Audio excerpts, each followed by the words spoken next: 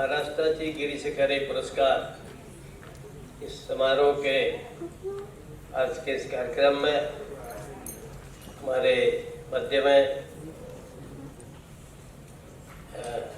PSC people for art centre है, peoples art centre के secretary Shri Kumar Pillai जी और इसके चेयरमैन श्री शेट्टी जी, यहाँ उपस्थित हमारे सभी अवार्डीज आज जिनका सम्मान किया गया है, ऐसे सभी सम्मानित भाई और बहन और उपस्थित मित्रों, अब आप सबकी प्रशंसा तो अश्विनी ने खूब करती है। अश्विनी नाम क्या है? खूब प्रशंसा करती है। मेरे पास अब शब्द नहीं किस में आपकी प्रशंसा करूं, क्योंकि आप सब अपने अपने क्षेत्रों के दिग्गज लोग हैं, शिखर पर पहुंचे लोग हैं। और शिखर भी पुरस्कार का नाम है गिरी शिखर है। शिखर तो कहीं पर भी किसी की ऊंचाई पर पहुंचो तो शिखर ही कहलाता है, और गिरी के शिखर पर पहुंच के तो बहुत ऊंची बात है। और जो लोगों को यहाँ पर बुलाया, आपको सम्मानित किया गया, निश्चित रूप से not only Maharashtra but all of the country should be proud of you all.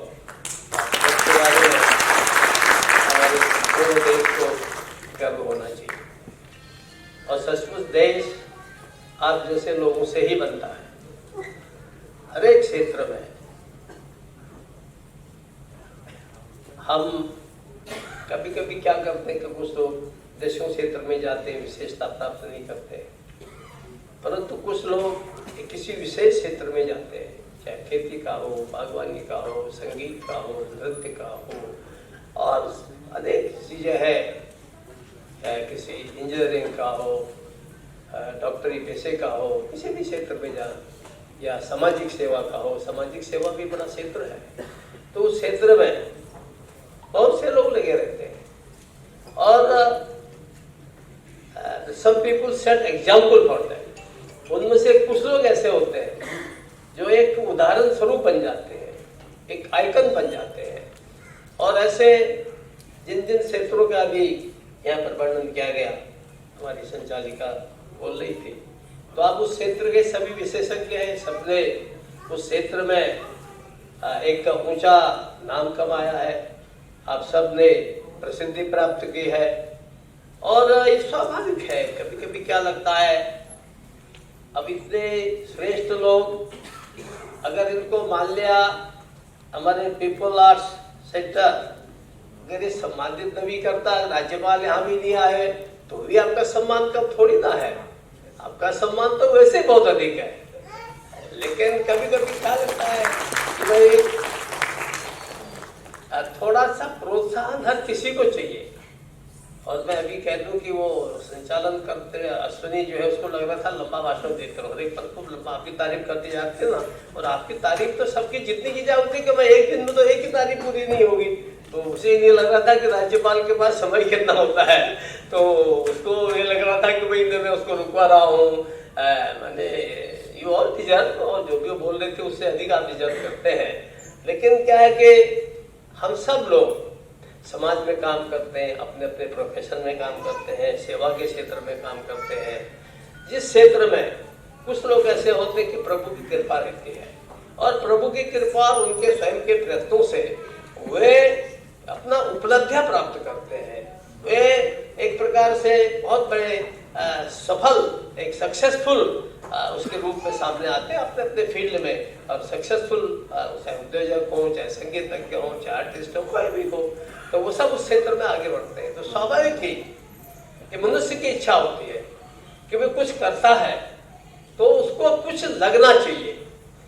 मैं कई बचपन में एक हमारे कई मैंने कहानी किसी साधु से सुनी थी, आप उसके साथ अपने को जोड़ना मत, है ना, लेकिन वो उस कहानी का दूसरा अर्थ जो आपको पता होगा। उस कहानी में क्या कि कोई बेचारी गरीब महिला थे, अब उसको कहीं से कोई अंगूठी सोने की मिल गई, अब उस चाहती थी कि लोग उसकी तारीफ करें, कोई देखे, उसको देखता ही नहीं था, तो एक दिन वो आग लग गया वहां पर, तो उसने अपने मकान में आग लगा दी और ऊपर चढ़ गई। कहा अरे आग लगी तो आग लगी का अंगूठी जाते दिखाए सामने, तो उससे लोगों को लगेगा इसके पास सोने की अंगूठी भी है।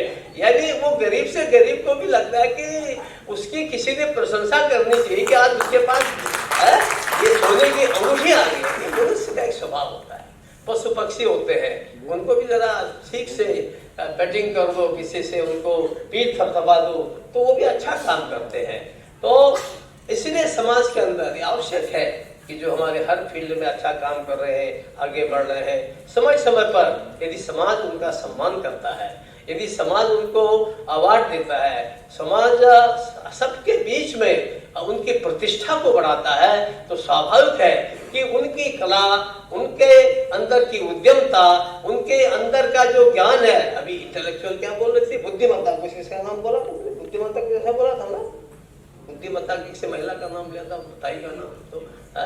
तो ऐसे जो लोग हैं, ये सब भी क्या चाहिए, सबका जो है वो उतना ही थोड़ा उनको प्रोत्साहन मिलता है कि देखो भाई आखिर हम काम कर रहे हैं, उस काम की रिकॉग्निशन मिल रही है। अब मुझे ध्यान था, मैं समाज में काम करता था, मुझे पॉलिटिक्स से कभी रुचि नहीं रही, तो मुझे लोग कहते थे अरे भगत सिंह जी आप काम करते हैं, इलेक्शन क्यों नहीं लड़ते? मैंने कहा no I have not interest, मेरा कोई इंटरेस्ट नहीं, मैं समाज सेवा करता हूँ, स्कूल चलाऊंगा, अस्पताल खोलूंगा, ये अच्छा मुझे लगता है। बोले नहीं, बोले देखो ना वो जंगल में मोर नाचा किसने देखा, यानी वो मुझे इंस्टिगेट करते कि देखो भाई राजनीति में जाओगे, तुम्हारा नाम होगा, अखबार में छपेगा, टीवी में आएगा। यानी अब ये क्या है कि समाज के लोग भी चाहते हैं कि भाई आखिर कहीं न कहीं अगर आप कुछ कर रहे हैं तो आपका नाम होना चाहिए।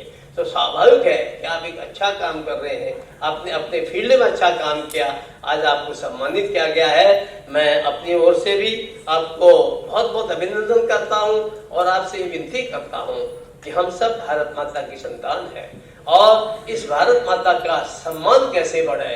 हो सकता है आप लोग जितने बैठे हैं यहाँ पर वे सब ऊंचे कलाकार न हो, वे सब ऊंचे इंटरप्रेन्योर्स न हो, वे सब कोई बहुत अच्छे इस प्रकार के विशेषज्ञ या विद्वान भी न हो, लेकिन हम जहाँ हैं वहाँ यदि हम अपना कर्तव्य पूरी तरह से निभाते हैं, अच्छी तरह से निभाते हैं, तो हम सब लोग एक प्रकार से माँ की सेवा करते हैं।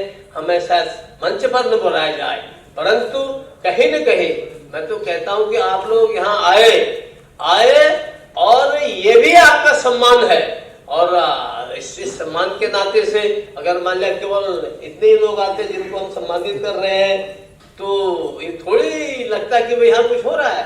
तो इसके माने है कि हम सब लोग इस सारे सम्मान के सहभागी हैं और हमारा एक प्रयास होना चाहिए। हम जिस फील्ड में काम कर रहे हैं, जहाँ भी हम काम कर रहे हैं, चाहे छोटा काम करें, बड़ा काम करें, उसको लगन से करना चाहिए, परिश्रम से करना चाहिए। और करना चाहेंगे तो निश्चित रूप से अब एक तबला वादक जी को आपने बुलाया, अब सभी तबला वादक उतना ही फर्स्ट क्लास आ जाए ऐसा जरूरी नहीं है, परंतु कुछ तो होगा ना। फर्स्ट क्लास नहीं आओगे, सेकंड तो आओगे, सेकंड नहीं थर्ड तो आओगे, कुछ तो आओगे। अगर कुछ करोगे नहीं तो क्या होगा? इसलिए जो कला भगवान ने दे रखे है, जो टैलेंट हमको भगवान ने दे रखा है, कोई हर एक कोई भी टैलेंट भगवान नहीं देखा, हर एक को अलग अलग टैलेंट मिलता है, हर एक को अलग अलग गुण मिलता है। उस गुण का हम कितना विकास कर सकते हैं, किसको हम परिपक्वता की ओर ले जा सकते हैं, ये परम आवश्यक है। और उस दिशा में आप सब लोगों ने अच्छा काम किया और उस अच्छे काम के लिए, श्रेष्ठ काम के लिए, स्मरणीय काम के लिए आज के इस अवसर पर हमारे पीपुल्स आर्ट सेंटर ने स्वागत समारोह रखा। मैं पीपुल्स आर्ट सेंटर के पिल्लई जी का और मिस्टर शेट्टी, इन सब लोगों का, इनकी टीम का भी अभिनंदन करता हूँ कि सचमुच अच्छे लोगों को पहचानना और उनके मंच पर लाना, उनको सामने, जनता के सामने लाना, ये भी परम आवश्यक है। इसके कारण से लोगों का उत्साह बढ़ता है, प्रोत्साहन मिलता है, काम आगे बढ़ता है। आज देश को इस सब की आवश्यकता है। प्रधानमंत्री जी बार बार इसी बात पर कहते हैं कि भाई देखो हमको आत्मनिर्भर होना है। तो आत्मनिर्भर केवल इंडस्ट्री या केवल कृषि के क्षेत्र में नहीं है, अगर हम लोग खेल के मामले में भी आत्मनिर्भर हो जाए। अब तो अभी फुटबॉल वालों का यहाँ पर स्वागत किया गया, अब कभी कभी कितना खराब लगता है कि हमारे इतना बड़ा देश है और ओलंपिक में मुश्किल से 7 अगर वो मिल गए, पदक मिल गया, तुमको बड़ा भारी लगता है कि हो गया। अगर हम इसलिए हर फील्ड में हम कैसे अपना देश का सम्मान, आप केवल अपने ही आनंद नहीं ले रहे, आपके अच्छे काम से सारे देश का सम्मान बढ़ता है, देश का दुनिया में देश का नाम ऊंचा होता है। इसलिए उस दिशा में हम सब लोग और प्रयत्न करेंगे, अपनी प्रतिभा को और दिखाएंगे, ताकि देश और दुनिया के सामने आप सब अपने परिवार का और इस देश का नाम ऊंचा कर सकें। मेरी शुभकामना आपके साथ है। मैं आप सबका फिर से बहुत बहुत अभिनंदन करता हूं और कमेटी वालों को, मैं संगठन को अपनी ओर से बहुत आभार प्रदर्शन करता हूं। बहुत बहुत धन्यवाद।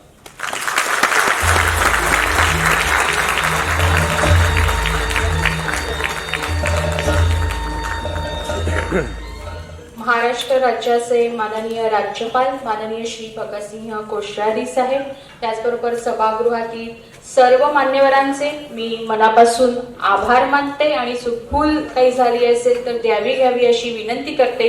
आणि या सोहळ्यात सर, ये तो करीब 2 साल पहले हम लोगों ने ये उपक्रम शुरू किया था, लेकिन इसके अंदर से हम लोगों ने जो लोगों को चुना गया था उसमें से करीब 10 लोग नहीं आए, बाकी सब लोग आ गए। 40 लोग आज हाजिर थे। वो सबसे बड़ी बात है, क्योंकि हम नहीं सोचे थे, क्योंकि कल भी हमारे ऊपर इतनी प्रेशर था यहाँ के लोकल पुलिस स्टेशन से, 100 लोगों से ज़्यादा लोगों को रख के आप प्रोग्राम नहीं कर पाएंगे।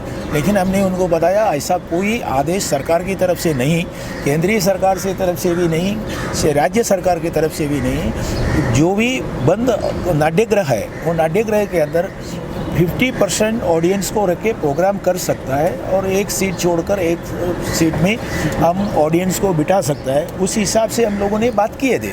लेकिन उसके बाद फिर पुलिस को भी हम लोगों ने समझाया ये कोई राजनीतिक प्रोग्राम नहीं, ये प्योरली एक सांस्कृतिक कार्यक्रम है, वो कल्चरल प्रोग्राम है और इसके वजह से आप लोग इनके हमारे साथ देना चाहिए। हम लोगों ने बहुत अच्छी तरह से ये सब प्रोग्राम किया है। आज बहुत बड़ी खुशी की दिन ऐसा है कि इतने लोग आ गए।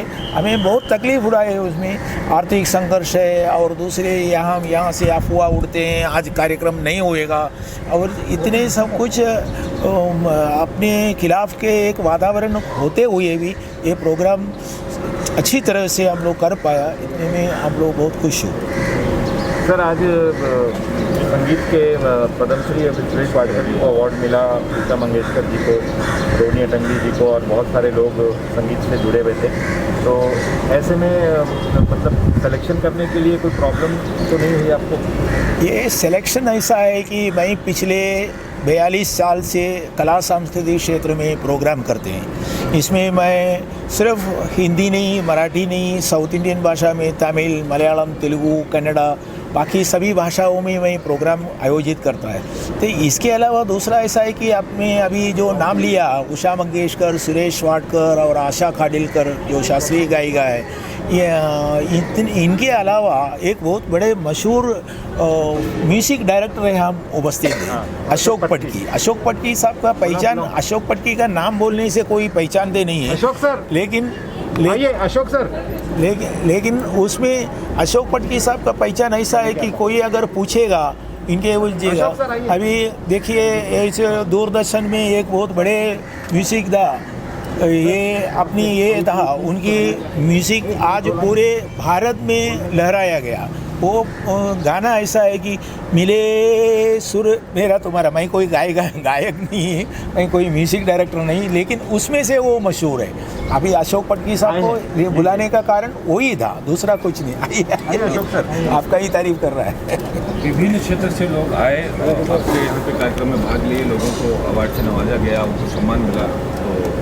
तो इसका मतलब ऐसा है कि हम लोग पिछले 40 सालों से राष्ट्रीय एकात्मता के लिए काम कर रहे हैं। नेशनल इंटीग्रेशन के अंदर ऐसा है कि हमें किसी क्षेत्र से जुड़े नहीं, अभी पत्रकार में भी हमारा ये था, कुमार केटकर साहब है, दिल्ली में है, उसके लिए वो नहीं आ पाया।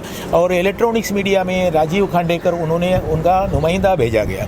वैसा नहीं कि अभी जो किसानों से लेकर हम वैज्ञानिक तक का क्षेत्रों से लोगों को लिया है, ऐसा किसी क्षेत्र हमने छोड़ा नहीं है। लेकिन और भी छूट गया हो तो आगे का प्रोग्राम में हम लोग ये करेंगे, ऐसे नहीं है। अभी हमारा मार्च 27 तारीख को एक कार्यक्रम आ रहा है, आज़ादी का अमृत महोत्सव।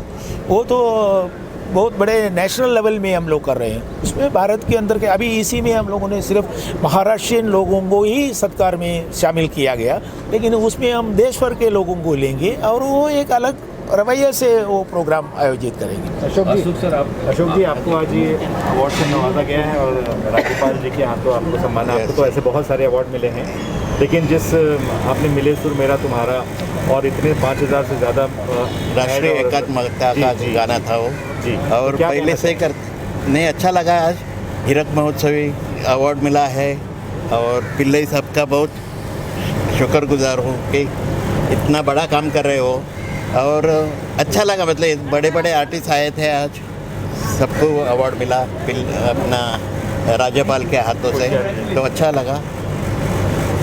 और ऐसा ही मिलना चाहिए तो आर्टिस्ट को कुछ करने की उम्मीद बढ़ती है। अवार्ड से तो हमेशा प्रोत्साहन ही मिलता है, क्योंकि जो आप काम करते हो उसकी वो एक तरह से दाद होती है। और पीपल्स थिएटर वाले ये मेरे ख्याल में पी के रविंद्रन जो नेहरू सेंटर में थे, या उनको भी मैं अच्छी तरह से पहचानती थी।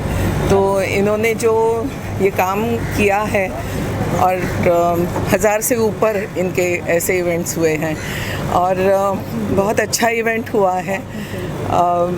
और सराहना किसको अच्छी नहीं लगती, और मुझे भी अच्छी लगती है। और ये जो ट्रॉफ़ी है वो मेरे ड्राइंग रूम में मध्यम स्थान जो होता है सेंटर में रहेगी मेरे ड्राइंग रूम में, और बहुत अच्छा लगा। अब क्या कहूँ मैं और कुछ कह नहीं सकती, लेकिन अगर हम लोग जल्द देखेंगे जी हाँ देखते तो रहेंगे, जब तक हूँ तब तक आप देखते रहेंगे। ऐसी कोई बात नहीं है कि मैंने कोई रिटायरमेंट की सोची हो, और कलाकार को रिटायरमेंट होती नहीं है। और अगर काम नहीं कर सकी तो बैक स्टेज भी करूँगी, लेकिन कुछ तो करूँगी ही थिएटर में। और बहुत अच्छा लग रहा है और क्या कहूँ। और इससे अगर ऐसे अभी कोश्यारी जी ने कहा कि इंस्पिरेशन मिलता है, अगर वहाँ पे उनको मिला है तो मैं भी कभी ऐसा अवार्ड जीतूँगा, ऐसा अगर किसी ने सोचा तो ये हमारी भी जीत है, उनकी भी जीत होगी। धन्यवाद। नया साल आ रहा है, बस नए साल की विश देते सारे दर्शकों को। नया साल अभी 5 दिन बाकी है। 5 दिन बाकी है नए साल के लिए। और नए साल में हमेशा हम एक कोई चीज़ पकड़ के चलते हैं कि ये करेंगे ये करेंगे ये करेंगे। अब इस साल तो वो करना ही है। हमेशा ये होता है कि हम डिसाइड करते हैं और कुछ करते नहीं हैं, लेकिन इस साल तो वो करना है। ऐसा ही हम डिसाइड करें तो अच्छा है कि जो सोचेंगे वो करके दिखाएंगे और करेंगे। Thank you. धन्यवाद। मैं 84 में बालचंद्र मेनन के साथ में आपको